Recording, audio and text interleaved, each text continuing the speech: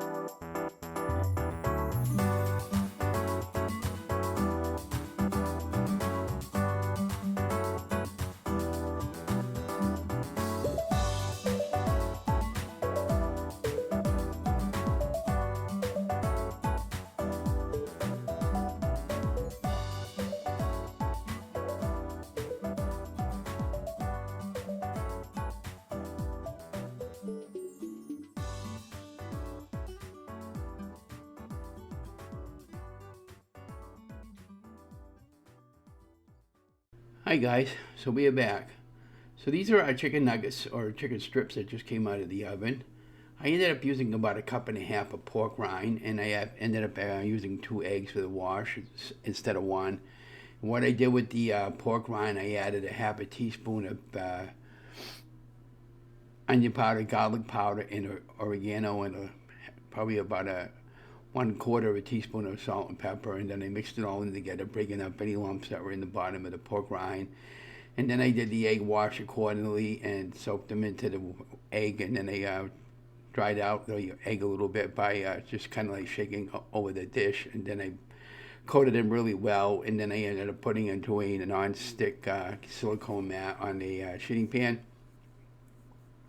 These baked off in the oven at 450 degrees for 20 minutes, and at the halfway point I flipped them over and flipped the pan on the other side, and that's the result. And then I used some sugar-free barbecue sauce that I had picked up, and you can see me over here dipping it in, and these came out really fantastic. They weren't dry in the middle, they were very moist, and definitely be making these again. And this was one chicken breast. It made 16 strips, and for a budget friendly meal, it tasted really, really well. I didn't have any French fries or any of that stuff with it because right now we're back on keto and doing carnivore meals in between here and there, and we're going to stay the course. And so today I went walking for 3 miles, felt really good, and then I came back and then I made these after I rested. It was really gusty and cool out today, but I kept going, and I feel really good.